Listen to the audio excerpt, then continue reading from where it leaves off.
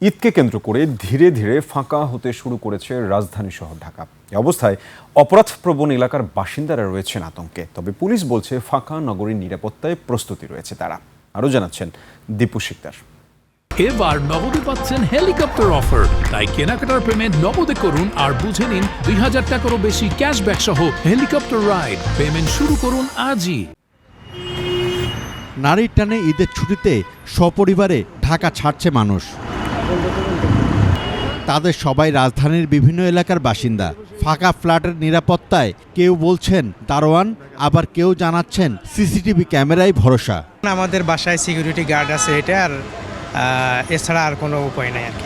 আমি তো একটা সরকারি কোয়ার্টারে থাকি, এখানে নিরাপত্তা খুব জোরদার আছে। সিসি ক্যামেরা আছে? জি, আমাদের বাসায় সিসি ক্যামেরা আছে।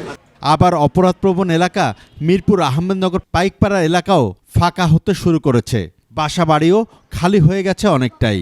তবে সম্প্রতি চুরি, ডাকাতি আর ছিনতাইয়ের ঘটনা বেড়ে যাওয়ায় উদ্বিগ্ন সেখানকার সাধারণ মানুষ। বাসাবাড়ির নিরাপত্তা নিয়েও আশঙ্কার মধ্যে আছে, কারণ আশেপাশে এলাকা চুরি ডাকাতি বেড়ে গেছে। যে হারে চুরি তারপর ডাকাতি বাড়তেছে, আসলে যে আমরা যে কতটুকু নিরাপত্তা থাকবো এটা একটা প্রশ্ন। রাত্রেবেলা যখন মেয়েরা এক চলাফেরা করে, যদি দেখা যায় একটু ফাঁকা পাইছে, হোন্ডা দিয়ে লোক আসতেছে, প্রাইভেট দিয়ে লোক আসতেছে, থামতেছে, সাথে সাথে করে ধরতেছে, যা পাচ্ছে তা পাই নিয়ে মেয়েটারে গায়ে আঘাত করে ফেলাইতে চলে যাচ্ছে। মোহাম্মদপুর আদাবর শ্যামলী এলাকায়ও রয়েছে একই ধরনের সমস্যা।